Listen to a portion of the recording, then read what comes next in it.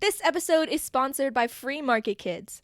Join the league of families who are transforming family time into unforgettable Bitcoin learning experiences. With our Hodl Up Bitcoin mining board game, you're not just playing, you're building bridges, creating memories, and unlocking the brilliance of the future one block at a time. Money and economics are just so important because when we're financially sound, we feel safe, we feel secure, we feel empowered, we feel like we have control, and we have more freedom and autonomy. I see in my practice women who maybe are single and they just don't really focus on these kinds of things, or women who are not in good partnerships, they get compromised or hobbled with not being knowledgeable about these things, or they get stuck, or they lose their own sense of power in the relationship. And so I think it really is important for women to look and to learn and to face these issues. Hey everybody, welcome to Orange Hatter. My mission for the Orange Hatter podcast is that after tuning in and hearing about everyday women's stories and their path to Bitcoin, you think, hey, if Bitcoin made a difference for them, maybe it could do the same for me. I'm so glad you're here, and I know you're going to love today's episode. Welcome. Hello, listeners. If you're a woman in the Bitcoin space looking for a transformative getaway, then today's feature is just for you. We've tailored an exclusive retreat designed for rejuvenation, connection, and empowerment specifically for women like you. Picture this. Mornings that begin with yoga by the ocean, days filled with the awe-inspiring beauty of nature, and conversations with fellow Bitcoin enthusiasts that turn into lasting friendships. This retreat is not just a break from your routine, it's a leap forward for your spirit and career. But it's more than relaxation and networking. We're actively supporting local Bitcoin circular economies. Your participation means contributing to real-world change, connecting you with the impact of Bitcoin beyond the screen. This is an opportunity to step away from the daily grind, to recharge and to return inspired. Whether you're deep into your Bitcoin journey or just starting, this retreat will offer you valuable insights, support, and a renewed sense of purpose. Ready to be part of this unique experience? Visit www.orangehatter.com/Yucatan now to learn more and reserve your spot.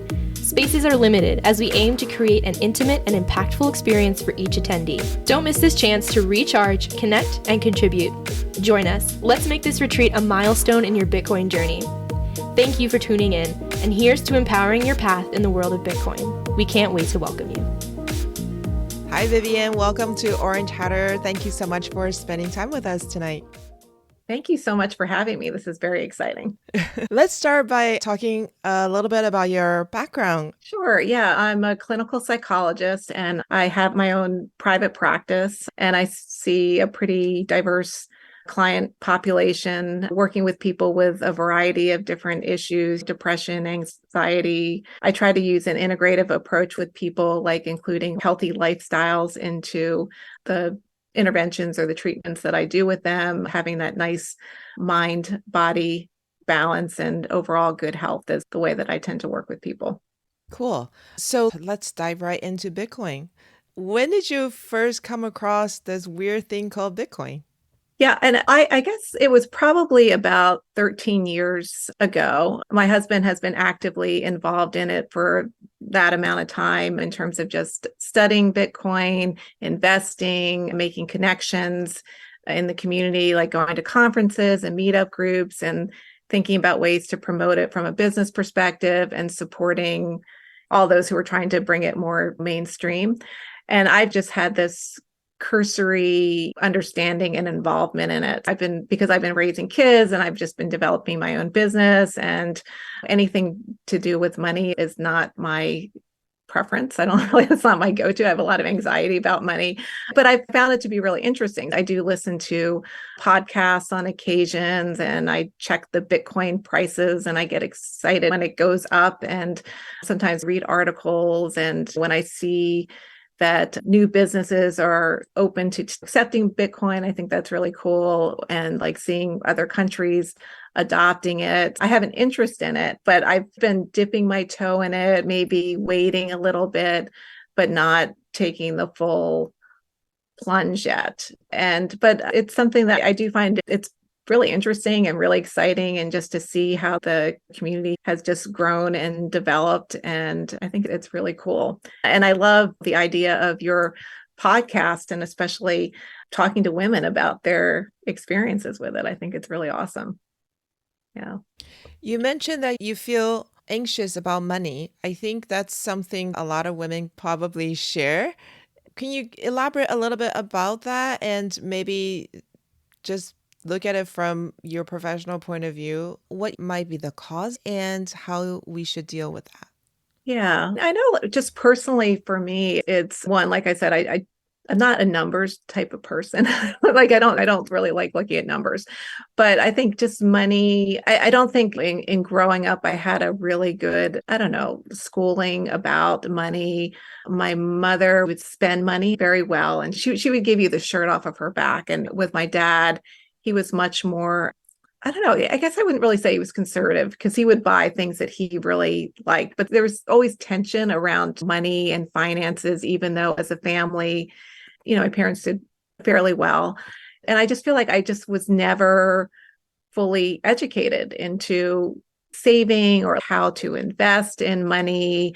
And it's not really having any problems with money, but just a lot of anxiety around it. Both my husband and I have our own businesses. And during the Obama years, we pay our taxes, but we were like hit with like one year, like $6,000 extra we'd owe, and then $8,000 extra we owed. And it was just very stressful. And you're like, okay, where is this coming from? I guess it must have been around the 2008 time, where things were happening in the economy. And I think having also one's own business, that you have to think about money and you have to learn about money and be careful with your money. And you are more aware of when your money is being taken from you with taxes and things like that. Where, for example, I have a lot of friends who work for big companies or they work for the government, and I don't think that they, at least in my experience, have the same worries or anxieties that I do. There's always feels like there's much more of a safety net. And when you have your own business, you don't have that. When you have to just you see the flow of things coming in and going out. And so you do have to be much more aware and mindful about money. And yeah, I definitely feel the stress of it. And I definitely see it in the work that I do with my clients and I think it's something that's not really talked about, but I look at financial stress and anxiety as a big component of anxiety. And I often see it in my clients, especially now with inflation and sometimes people having to worry about their jobs, or they're not getting the raises that are deserved, and people having to deal with this. And so I think that there is a lot of anxiety when it comes to thinking about money. And I think that the idea and what Bitcoin represents hopefully can give people a little bit more peace of mind with that. You mentioned that your husband has been in the Bitcoin space for quite a while. In the beginning, when he became so actively involved and you were busy building up your business and raising your kids, what did you think about Bitcoin? I thought it was very, I don't even know what I thought. I thought it was strange. I thought, oh, is this a scam? Is this I don't know. I just didn't know what it was. I was just like, I don't really know. But I would listen and I would watch, and we have a good relationship. So I trust him in terms of the things that he's pursuing and he's doing. So I listened and would watch things. But it probably took I said 13 years. It's probably been like 10 years where I was not really paying attention or involved. And probably I would say over the last 3 to 5 years, I've been paying more attention and doing more self-study on my own. Okay, in your practice, you're seeing clients coming in with anxiety issues, and a lot of it has to do with what's going on in the world today, financial stress, inflation, etc. How do you coach your clients in dealing with what they cannot change? I think with anxiety, right? Like when something is really threatening to us, that it's either fight, flight, or freeze. Sometimes we're just like, oh, I don't know what this is. I don't know what to do. And we just freeze because we don't know how to handle it. Sometimes we stick our head in the sand. I don't want to look. I don't want to know. I don't want to think about it. But the best thing that we can do is to face it and to deal with it. So part of it is getting my clients to actually look at what the problem is and to try to best prepare and how to best protect themselves and utilize resources that they have, maybe ask for supports if needed, being willing to sacrifice. Like sometimes you have to let some things go in order to move forward. So all of that, I think, is part of dealing with that anxiety, to actually to look and to pay attention and to gather information that's going to help you to move forward and face whatever it is that you have to face. And also to recognize that there may be some sacrifices that you have to make in that process. You may have to let some things go that you don't necessarily want to let go of. Okay, so let's say hypothetically, I am a retiree and I have whatever retirement income I have, Social Security or some kind of private something, and I'm watching the purchasing power of the same amount of money I'm receiving every month go down. And I'm filled with anxiety because I'm afraid there's going to come a day when I'm not going to have enough and there's nothing for me to fall back on. How do you coach someone in that state? I'm trying to visualize how they can work through that and help themselves from your point of view. Yeah. Yeah. And I think that from a professional standpoint, first, of course, is acknowledging sort of the challenges of that.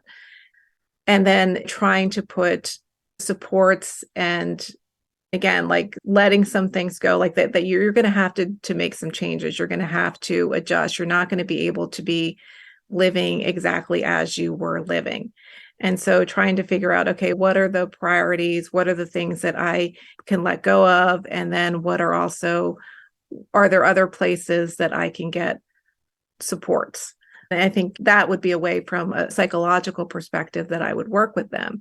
Now, I can't professionally suggest Bitcoin to people, but I think that's the interesting thing about Bitcoin, right? Is that it's a way for people to invest and also to secure some of the money that they have.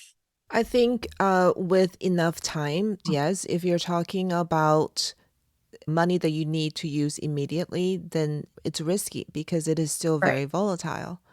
But I do know that, I don't know, I'm assuming, if I'm literally that person I just described, and I have spent my entire life with a certain set of expectations, I work hard, I put money away, I retire, and I live in Florida.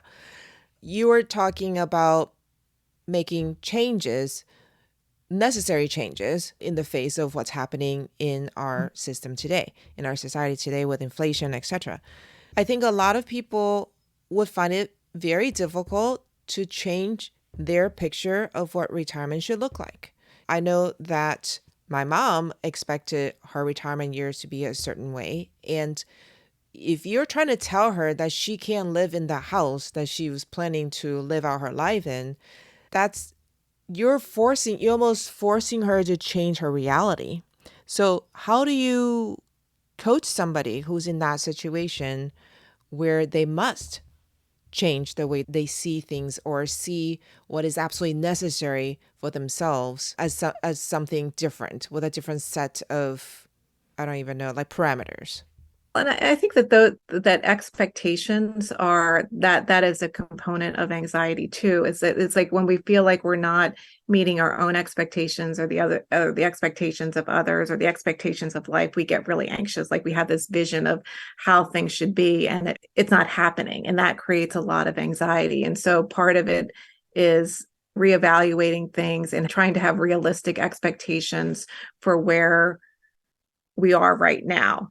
And a lot of times with anxiety, people are either thinking about past things or they're worrying about their future, and they're bouncing back and forth. So you have to be more in the now and the present, okay? And what is actually happening now, and do a reality check and having realistic expectations. Like those things that we wanted or we expected, they're not going to happen. And we have to be in the now. And another component of anxiety is uncertainty. So if we don't know what's going to happen, we get really anxious. And particularly now in a world that's changing and everything is, we feel like the rug's been pulled out from under. It's very anxiety provoking time. And there's a lot of uncertainty. But uncertainty doesn't necessarily have to be a negative thing. It can be exciting. It can also be good.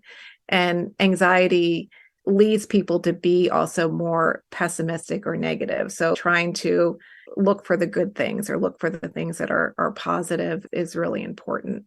But I think you're right. It's very hard to change those expectations or those things or the ways that we think that life is supposed to be is very difficult, because when we are coming out of that, there's also grief. Like it's sad. It's sad that we had invested in so much and we had wanted so much, or we expect, and then these things aren't going to happen. And so sometimes people are hit with grief on top of that. So it's very challenging.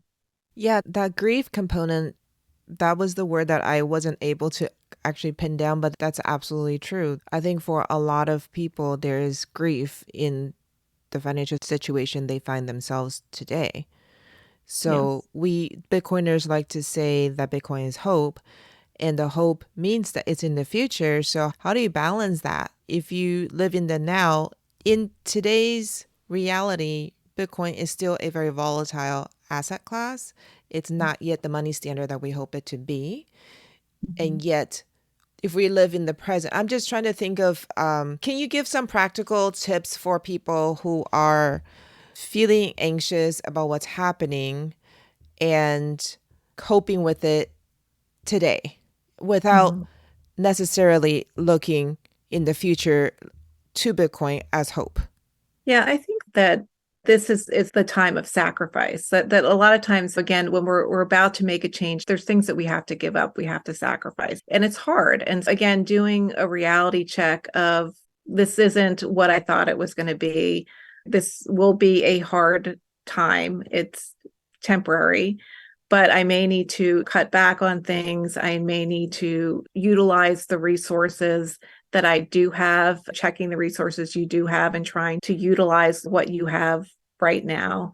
And then the other piece of it, in order to change, is we have to take risks and we have to be willing to take a risk. And so there is a risk in investing in something like Bitcoin. It may be scary for a lot of people because it's not something that's familiar or known. It's something that there's a lot of naysayers out there about it. You may be doing things differently than your family or your friends are.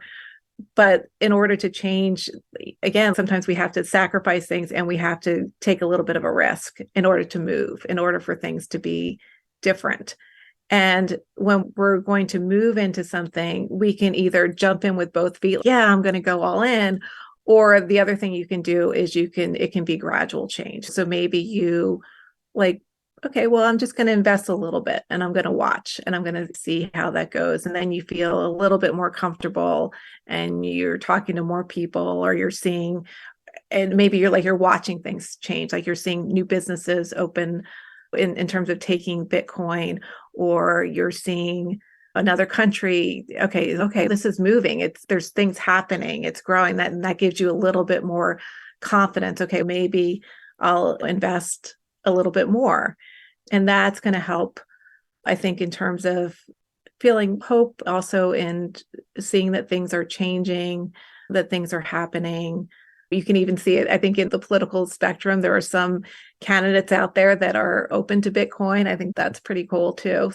But that's part of the process of change. And I think circling back, I always talk with clients about the impetus for change. What's the reason to do something? So, for example, if somebody is going to, I don't know, try to lose weight or something like that. And what I find, and this is just my own way of thinking about it, I don't know if anybody else thinks it this way, but I think that sometimes we do things either like for the love of ourselves. So it could be for vanity. So maybe like people just want to have money, or maybe it could be because I want to secure my own future, or it could be the love of somebody else. So, well, I want to do this for my kids, or maybe because I saw somebody else do it and they had benefits to it. So it's either the love of self or the love of others, or there's a crisis. So sometimes like a crisis is an impetus for change. Like, oh, wow, I lost all of my other investments. So I'm going to try Bitcoin now. Like or the government took all my money. So I want to find a secure way to invest. There's a crisis that happens, and that will be the impetus for change. But for some people, even a crisis isn't going to be an impetus for change. So it's like somebody who's a smoker and they got emphysema and they're on a machine and they're still smoking and they're really sick, but they're still going to keep doing it. So there's going to be some people that don't necessarily buy into it. And then I think, so there's the impetus for change, like, why am I doing this? What's important to me? And then there's the process of change. And at first, we may not even know we need to change or do anything differently. And then we may be like, oh, I need to do something differently in terms of my investments. And so you're sitting on the fence and you're gathering information. And so maybe you're listening to podcasts, maybe you're talking to somebody who's already invested in Bitcoin, or you go to a meetup group. And then when you have enough information and you feel comfortable, then you make a move. So you may decide, okay, I'm going to invest a little bit on it. And so you gradually get into it. So I think there is a process for change, and it can either be gradual, or again, you can jump in with both feet. Change is also hard, and there's a lot of resistance to it. Most people don't like to change because, as I said, there's a sacrifice. So it's time. Okay, I have to invest this time in learning about this, or I'm going to have to move money over to invest in Bitcoin. And again, it's scary, and I'm doing it differently than other people, and people may judge me for it. And so trying to get out of our own way in terms of thinking about, okay, what are the roadblocks are important, and to have some confidence and just be willing to take a little bit of a risk is important. And I think, like, the other thing, like, I think about too, is that particularly for women, and this is why I'm so glad that you're doing this podcast, is that money and economics are just so important, because when we're financially sound, we feel safe, we feel secure, we feel empowered, we feel like we have control, and we have more freedom and autonomy. And that's why being financially sound and knowledgeable is just so important, especially for women.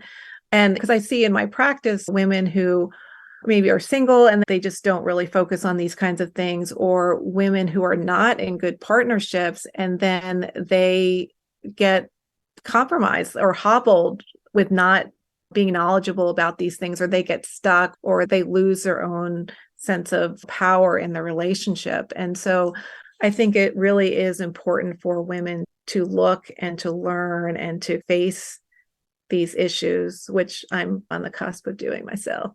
Great. I'm grateful I have a good partner who shares everything with me.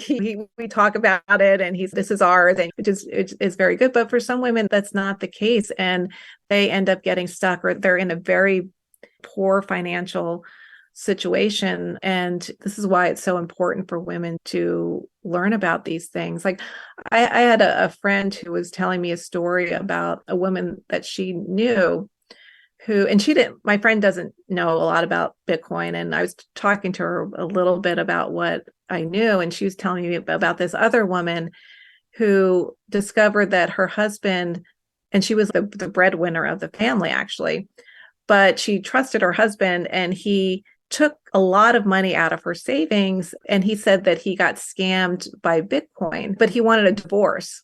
And I said, that's really weird. Like, I was like, I don't understand how he could be scammed by Bitcoin. And then it hit me. I was like, he took that money and invested in Bitcoin, so she couldn't get it. And this is what my hypothesis is. I don't know if it's true or not, but this woman had no awareness that is something that could even be possible. And so she believed that she was being scammed, but no, he actually stole her money. And this kind of stealing of money, whether it's in a relationship or whether it's government or whatever it is, I think as women, we need to be, again, aware of our finances, and Bitcoin's a great way to have some security. And I guess these are just things that I think about. Yeah, I homeschooled, and Scott and I, from the very beginning, felt like we were exceptionally unprepared for real life, even though we both graduated from brand name schools, because we didn't know the fundamentals of what you just mentioned. We knew how to have a checking account. This is decades ago, of course. We knew how to balance our checkbooks. You don't have to do that today, but we knew how to balance our checkbooks. We knew that you could put money in the mutual fund and the stock market stuff, but we didn't really understand how money worked. And like you Mhm. said, in a healthy household, we divide and conquer, right? We have women generally would take care of the house and men generally would work and take care of the finances. But like you said, things change. And you don't necessarily have to be in a healthy relationship to be in a situation where you need to know this stuff. And so I wish that schools today would prepare our young people for the realities of life, like those things, like the really super practical stuff, instead of studying a bunch of things that are philosophical and conceptual. I understand why we need to study history, but if I had to choose one to learn how money works versus memorizing a bunch of dates and wars and names of kings and queens and generals, I would rather they learn the practicalities of what money is and how to take care of it throughout their lifetime.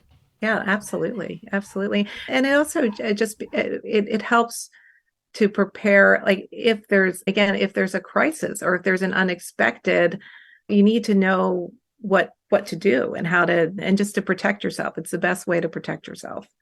And as you said, oftentimes we're not really educated. And even as a psychologist, there were no business classes in terms of running a business as a psychologist. I mean, these are all things I had to learn and I had to figure it out. And better for it. I still don't like it.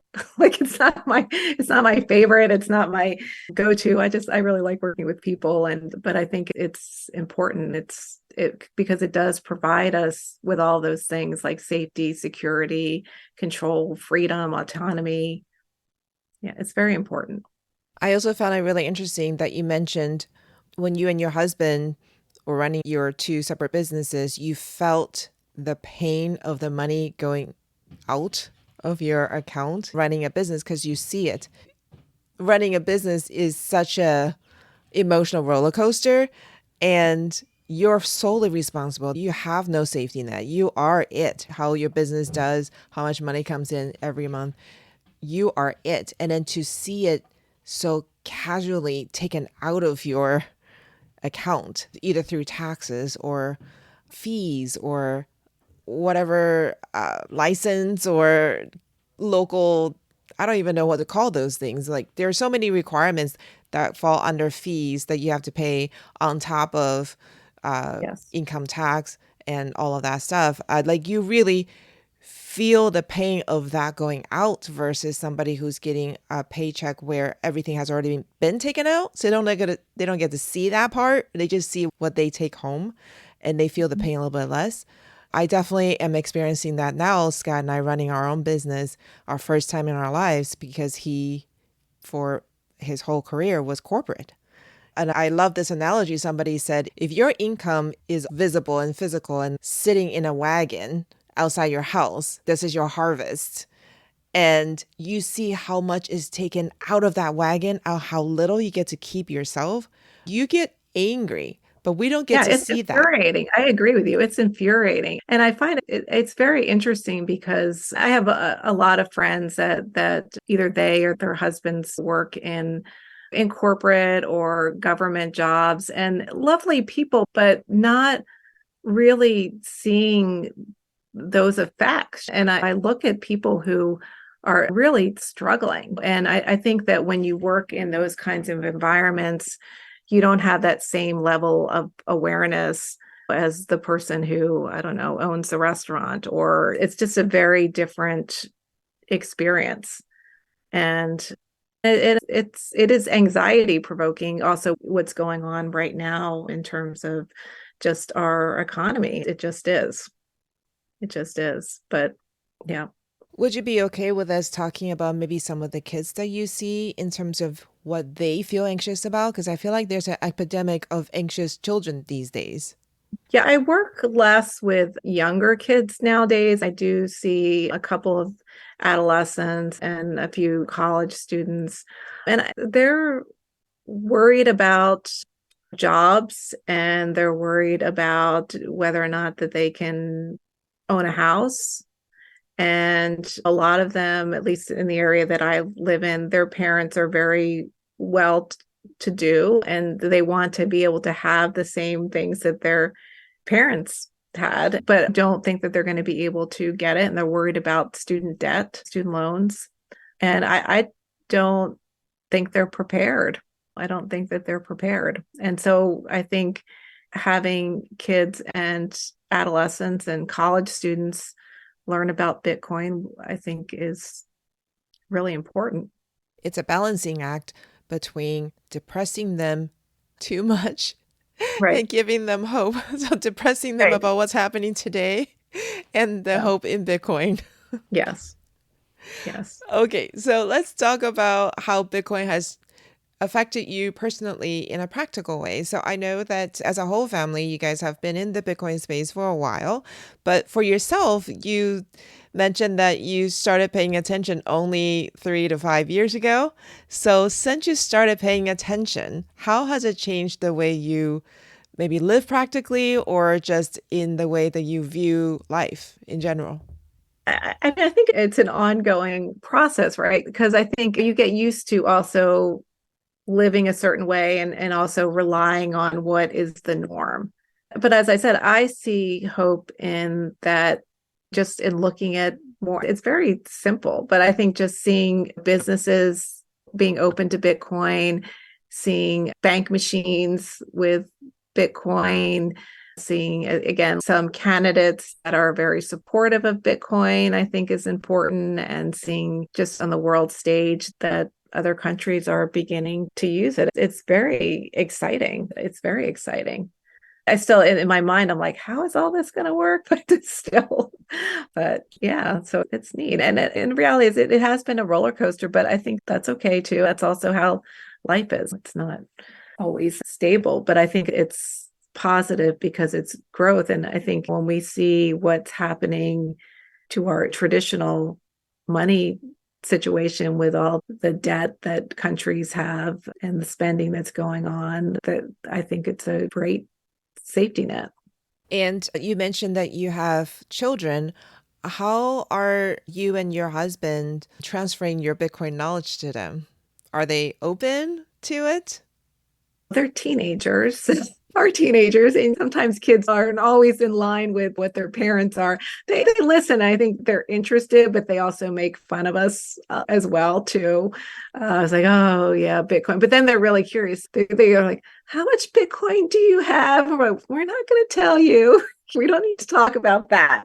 So I think there's a curiosity there, but they're waiting to see. And I think it will be actually all of my kids, including my youngest, had a job at 14 for a while. And so they're also learning about money. And so they're having to, they're already complaining about, I don't want to have to pay taxes. And there's some anxiety, I think, or worry they have about money as well. And so we're trying to educate them and talking about spending, saving, and investing in different ways to do that, including Bitcoin.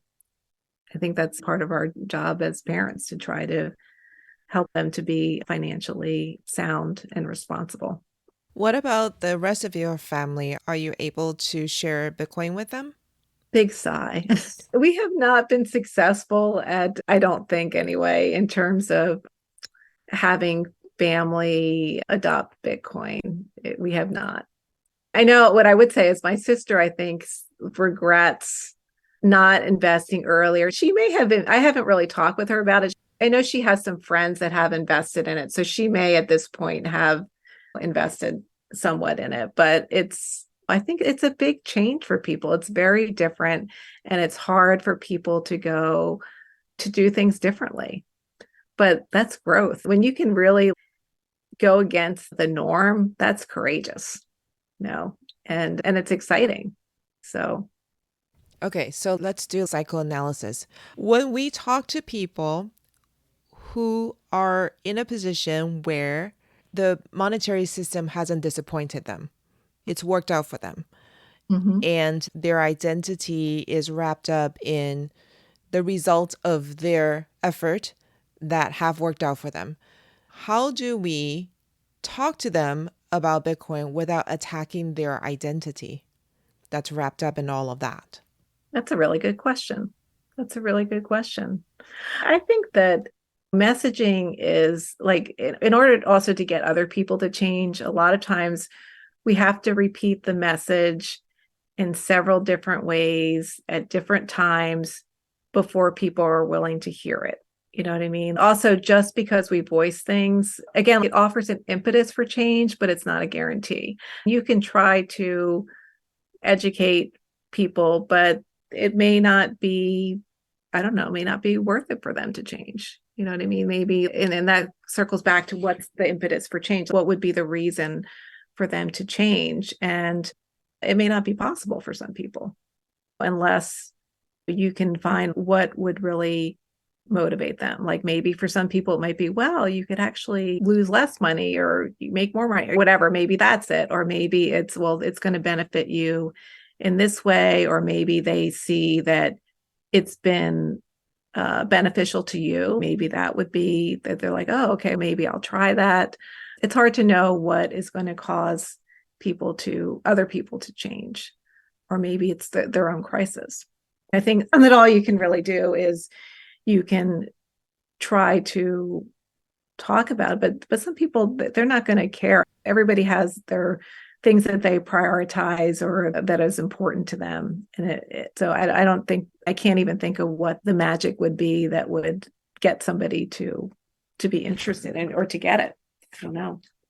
And maybe it would take just more people doing it, where it becomes more of a norm and people are like, oh, okay, this is happening, so I'll invest now, as it becomes more of a norm. Because I think it is really hard for people to do things differently than what other people, or to be more independent, or it's not an easy thing to do because you get judged.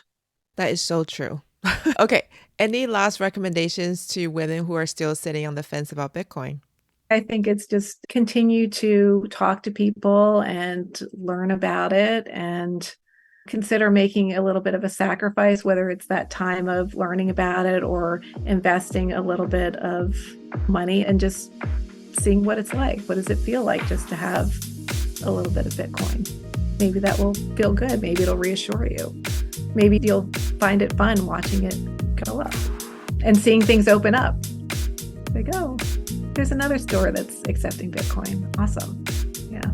Great. Thank you so much. That was really fun. I really enjoyed your professional diagnosis. Thank you. On the psychology of change. It's like watching, it's exciting. Like it's very, and this is one last thing I want to say, with just all the craziness that's going on right now and just the inflation, and it's so horrible. It's just horrible and stressful, but the idea of something new and something different working is really exciting. It's really, because we need something new because it's not working right now.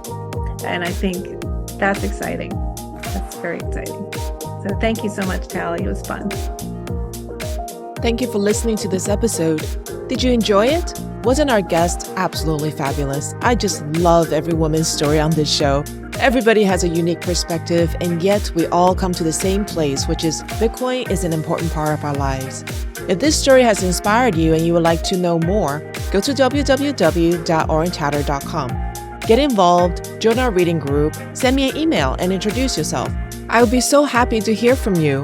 The best way you can support this show is to spread the word. Tell every woman you know to listen in. You never know how they will be impacted by these stories. I appreciate you so much. See you next time. Bye.